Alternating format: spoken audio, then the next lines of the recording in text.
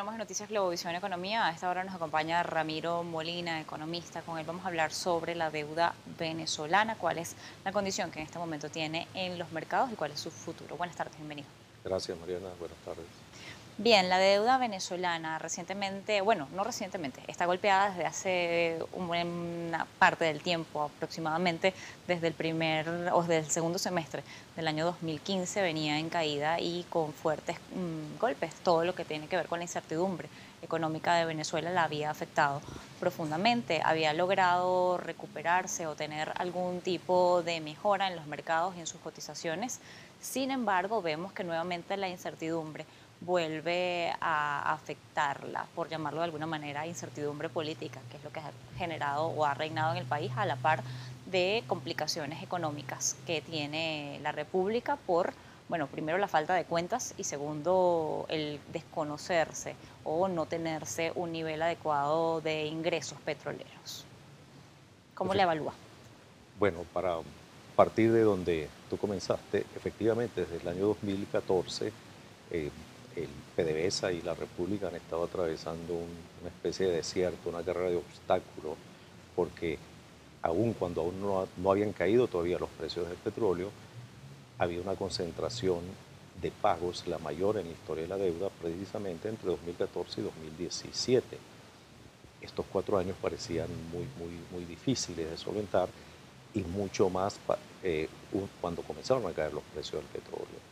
Pues tanto PDVSA como la República tuvieron que comenzar a salir de activos en primer lugar, vender activos para hacer caja, disminuir importaciones a niveles que nadie sospechaba que se iban a disminuir y después a buscar algunas otras operaciones de financiamiento, ¿no? La conclusión para evaluar qué es lo que puede suceder ahora básicamente es que llegaron aquí haciendo un ajuste muy fuerte de importaciones, mayor al que todos esperaban, pero lo hicieron. Eso también nos da una señal de lo importante que era en los cálculos del gobierno seguir pagando la deuda. Es decir, ellos de alguna manera han debido evaluar que era mejor para ellos pagar que no pagar, que era más costoso dejar de pagar que seguir pagando, y siguieron pagando. Obviamente me imagino que esperaban alguna recuperación del precio del petróleo, lo cual se dio muy tímidamente. Tuvieron que liquidar muchos activos y después el año pasado comenzaron con otras operaciones financieras como el canje de PDVSA. En el interín hay dos nuevos elementos desde el 14 para acá que, que son fundamentales para explicar por qué estamos aquí, porque todavía estamos ante una situación de posibilidades de pago. Uno es China y el otro más reciente es Rusia.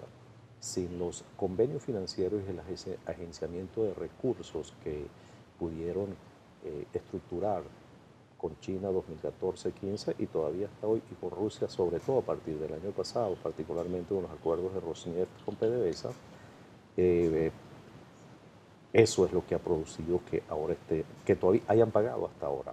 La gran pregunta es, ¿pueden seguir pagando bajo esa fórmula? Pueden seguir pagando manteniendo el control de importaciones, incluso pareciera que están dispuestos a disminuir aún más las importaciones como lo están haciendo. Eso no parece muy inteligente, sin embargo, repito, depende cómo cada quien calcula el costo que tendría dejar de pagar. Si lo que te ahorras por dejar de pagar te va a resolver problemas que hacen llevable los problemas de dejar de pagar. Entonces, el episodio que queda enfrente ahora de octubre y noviembre tiene dos características muy particulares que, puesto o tratando de leer lo que el gobierno estaba haciendo con la deuda, nos permite vislumbrar lo siguiente. Primero, hicieron un canje el año pasado de PDVSA y tienen un bono nuevo que tiene una garantía de sitio, el PDVSA 2020, que comienza a amortizar en octubre. Es el primer pago de amortización, 800 millones de dólares en octubre de este año. La pregunta es si por dejar de pagar esos 800 millones de dólares quisieras poner en peligro Citgo, que vale mucho más que 800 millones de dólares financiera y estratégicamente para PDVSA, y, o vas a hacer lo que tengas que hacer o puedas hacer para cumplir con los 800 millones. Parece que ese es el dilema. Pareciera que la segunda opción es la que está el gobierno porque sigue pagando cupones. Este fin de semana volvieron a pagar los cupones del bono que vence en el 31. Y De manera que este no sería cualquier incumplimiento, sería un incumplimiento que pondría en riesgo que PDVSA siguiera siendo la dueña de Silco. De manera que hay buenas razones para pensar que, que preferirían fajarse en pagar eso. Después paga PDVSA 1.000 millones en noviembre. No son cifras monumentales, son muy pesadas para el tamaño de la economía que estamos teniendo ahora y del flujo de divisas. Sin embargo, no son cifras que para una empresa como PDVSA estén fuera del alcance de lograr algún tipo de operación o financiera con una combinación de tres cosas, como resolvieron el pago de abril y como han resuelto el pago del 2016, con algo de su flujo, lo que le permita, la porción que le permita los precios del petróleo actuales, que por cierto ellos ya saben de aquí a octubre cuánto les va a ingresar porque eso ya está facturado y entregado, de manera que ya se sabe cuánto PDVSA tendría. Eh, Hay un espacio de eso, siempre lo ha hecho PDVSA, no tiene por qué dejar de hacerlo ahora, de destinar una porción de ese flujo para cumplir con el pago de octubre-noviembre.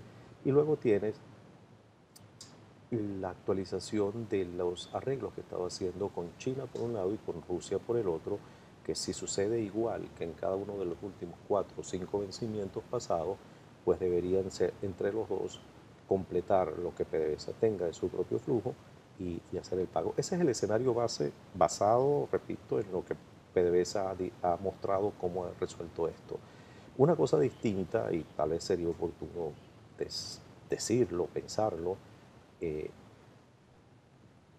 una reestructuración, un reperfilamiento, la debo hacer algo para diferir estos pagos para el futuro. Eso ya es una operación financiera que requiere todo un trabajo de preparación que no sabemos si lo están haciendo, pareciera que no, pero que ciertamente está en la mesa y lo que están esperando muchos analistas y muchas instituciones en el exterior es que tarde o temprano vas a llegar a eso, lo cual es una manera de no incumplir.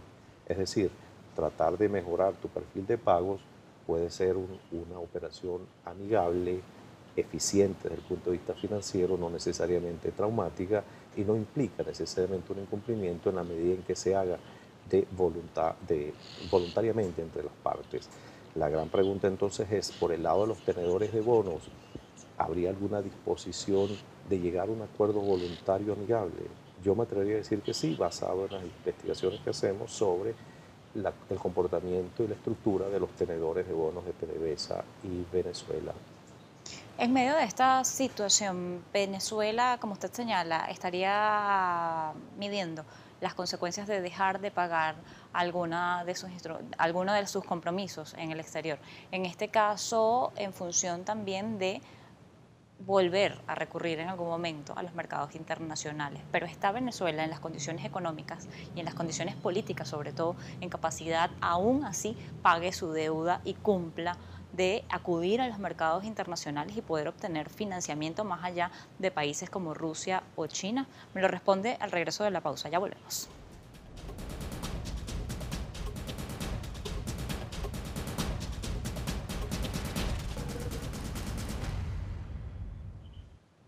Continuamos en Noticias Globovisión y Economía. Estamos conversando con el economista Ramiro Molina. Le dejaba una pregunta antes de irnos a la pausa y para recordársela a la audiencia tiene que ver con qué importancia tiene para Venezuela el medir en este momento la importancia de pagar o no en los mercados internacionales, toda vez que, aunque ha honrado sus deudas o todo lo que tenía que ver con sus compromisos internacionales en los últimos años, igual la deuda ha sido golpeada y en este momento sigue golpeada por una condición interna, pero además un mercado que le sigue pasando facturas con también la posibilidad de un tipo de sanciones por parte del mercado del gobierno estadounidense.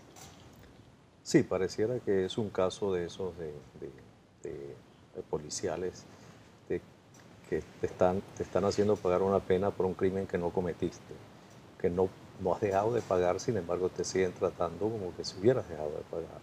Y eso tiene explicaciones no en el pago o no pago de la deuda, sino en todo un entorno de políticas económicas, eh, digamos, poco exitosas, por decirlo de alguna manera, y también por toda una confusión alrededor de tu capacidad de pago, tu voluntad de pago y el ruido reputacional que se ha ido generando alrededor de eso.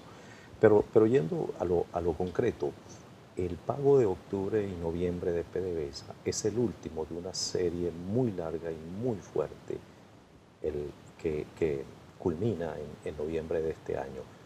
Después de eso sigue teniendo pagos muy altos, pero concretamente con vencimientos. En el año 2018 PDVSA no tiene vencimientos de capital, solo tiene una amortización de 800 millones, que es una cifra que aún con un petróleo débil pues luce manejable para PDVSA, y eso es en octubre del próximo año. Entonces, ¿qué sentido tendría para PDVSA dejar de pagar ahora si como pareciera que quiere completarlo para no poner en riesgo a Citgo y no buscar alguna mejora en otro sentido, pero con mucha menos presión, porque no tiene una acumulación de pago? Y tampoco en el año 2019, sino hasta finales, en el último trimestre del año 2019. Es decir, PDVSA entra en 2 años de relativa tranquilidad de amortización.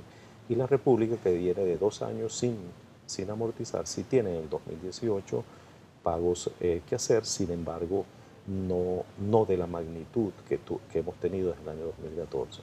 Es decir, seguimos con pagos relativamente altos que nuevamente tienen que conseguirse con una fórmula que el gobierno debería sin ningún complejo poner en la mesa todas las opciones. Me refiero, si va a seguir pagando, cuánto quiere que se restrinjan las importaciones de los venezolanos si el petróleo no ha repuntado. Lo segundo es qué tan dispuesto está en seguir agenciando convenios como los que tiene con China y Rusia, además con las restricciones institucionales que da toda esta nueva diatriba política interinstitucional con la Asamblea, hacer algunas otras operaciones digamos, de lo que llaman de manejo de pasivos, como el canje que vimos el año pasado, o ir a una reestructuración más agresiva, completa. Hay quienes piensan que es el momento de ir a una reestructuración. Es un poco difícil decirlo en este momento. Creo que el momento apropiado va a ser una vez que pasemos el episodio de octubre y noviembre y entre PDVSA en esa descompresión, evaluar abiertamente todas las opciones. Una puede ser o ir solamente a una reestructuración de Venezuela y no de PDVSA, o ir, si vamos a una reestructuración de Venezuela, ir solo a una porción de los bonos, pues no tienes por qué reestructurar todo, no tienes por qué reestructurar los bonos del año 2035, porque no son un problema ahorita, son los próximos vencimientos. Es decir, hay un menú de opciones muy abierto que va a depender entonces de la disposición que tenga el gobierno para evaluar lo que financieramente le conviene más al país en un ambiente que no necesariamente tiene que ser traumático, un ambiente amigable. Parece propicio porque los tenedores de bonos, que siguen teniendo bonos venezolanos, que han pasado toda esta montaña rusa de alzas y bajas de precio del petróleo y precios de la deuda, y han seguido cobrando, pareciera que está como un poco curtidos ya con el riesgo que han asumido, y se sienten de alguna manera, yo no diría cómodos, pero sí sienten que están dispuestos a seguir tomando el riesgo por el rendimiento que les reporta. Debería decir también que eso, digo que parece propicio, porque cuando analizas los volúmenes de venta de bonos, lo que se transa todos los días en el mercado, eso es menos de 0,5% los bonos. Es decir, 99,5% de los bonistas está sentado sobre ese bono esperando a ver que el gobierno resuelva de una manera u otra, y pareciera que no está esperando cobrar y salir corriendo, porque podría vender en cualquier momento y salir corriendo también. Y cuando cobra no hay una estampida de tenedores tampoco, de manera que parece desde el punto de vista de la demanda, a pesar de que la percepción es de que este es un bono que como que nadie quiere, resulta que sí hay, como en cualquier cosa en el mundo, cualquier bono en el mundo, adecuado al riesgo y al perfil, preferencias, y además no solo son preferencias, son necesidades de los mercados financieros internacionales. Es decir, todos estos grandes gestores de fondos que están viviendo uno de los periodos de liquidez más grandes de la historia tienen mucho más fondos para invertir y hay mucho menos activos para invertir. Y en activos de alto riesgo como el de Venezuela no hay ninguno. Entonces, eso nos explica, por ejemplo, por qué instituciones como Goldman Sachs, aparte de conocer todo lo que conocen de Venezuela, porque la conocen muy bien, estén dispuestos a comprar unos bonos en las condiciones y en las circunstancias en que lo compraron. Dos cosas importantes. Los instrumentos de deuda venezolanos, específicamente los de PDVSA, incluso los de la República, tienen una garantía en lo que es la producción petrolera, básicamente. De allí va a salir el dinero para todo lo que tiene que ver con el pago y honrar estos compromisos. La industria petrolera venezolana no pasa por el mejor momento en cuanto a producción. No solamente es un tema de expectativas externas, no es solamente un tema del mercado, sino que efectivamente la industria petrolera nacional no está produciendo a los niveles que debería y de los que está reportado dentro de la Organización de Países Exportadores de Petróleo, incluso dentro de nuestro presupuesto nacional, que es 3 millones de barriles día. Está 1 millón o un poco menos de 1 millón por debajo de estos niveles de producción. Sin embargo, Venezuela no solamente necesita dinero para pagar los instrumentos de deuda, para financiar las importaciones, para que darle comida a los venezolanos o medicinas. Necesita dinero para reflotar la industria petrolera nacional. En este momento, Venezuela puede lograr acceder a financiamientos o obligatoriamente va a tener que establecer más empresas mixtas con mayor capacidad accionaria para poder lograr aumentar los niveles de producción y cumplir hacia el futuro con estos compromisos.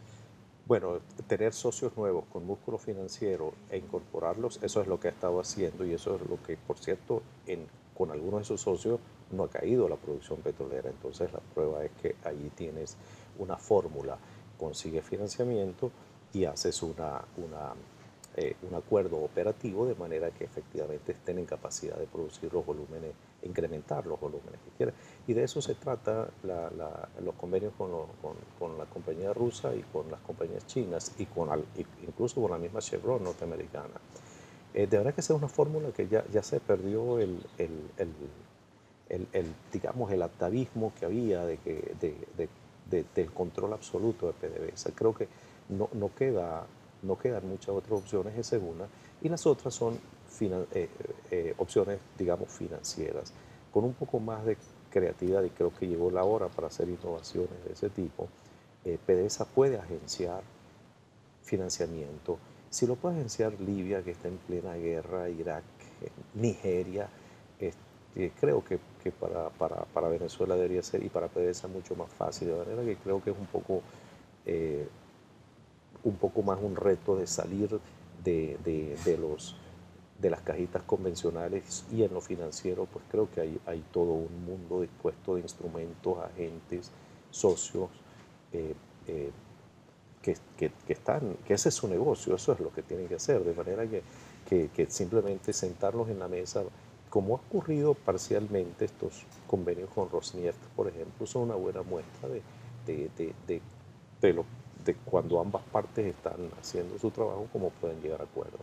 Finalmente, en cuanto al futuro de la deuda venezolana, sigue siendo entonces un buen instrumento para invertir, a pesar del riesgo, tiene unos altos niveles de rendimiento que no dan muchos instrumentos en el mercado en este momento. Los bonos del Tesoro estadounidense no reportan nada comparado con estos, aunque puedan ser papeles muy sólidos. No, En este caso, el rendimiento de la deuda venezolana la sigue haciendo entonces atractiva para el futuro, y el hecho de que los volúmenes de quienes transan sus instrumentos de deuda sea tan bajo quiere decir que aun cuando las calificadoras de riesgo dan un riesgo muy alto, el rendimiento de estos instrumentos hace que los tenedores sigan apostando por ellos. bueno, para quien esté cómodo digamos, con el riesgo desde el punto de vista no solamente financiero, porque ahora también hay algunos analistas que han introducido un tema moral aquí, ¿no? Para quien esté cómodo con, como opción financiera, pues tiene mucho sentido, ¿no? Evaluarlo, y lo que debería hacer cada quien es no sacrificar su tranquilidad o su angustia por un rendimiento, que busque el equilibrio entre ambas cosas, pero creo que ya con toda la evidencia de lo que ha ocurrido y la información que ya tenemos sobre cómo se ha manejado eso, bueno, hay suficiente información como para tomar decisiones educadas, y también, como le decía antes, si bien sigue siendo un reto manejar esto y no sabemos cómo va a salir el gobierno de esto, lo importante es ver en ese menú de opciones que acabo de describir algún camino intermedio entre ellas, pues el que el gobierno, este o cualquier otro, va a recorrer, de manera que tampoco es que se acaba el mundo o que tienes en riesgo la posibilidad de perder todo tu patrimonio allí. Siempre habrá alguien que tenga que reestructurar, y al final el país sigue y PDVSA tiene que seguir. Le agradezco habernos acompañado en la tarde de hoy en Noticias Globovisión Economía. Ramiro Molina, economista. Así llegamos al final por la tarde de hoy. Recuerde, como siempre, nuestras redes sociales, @economía_UGB o @mmartinez_UGB. Tengan todos feliz tarde. Estaba hablando como bajo, pero...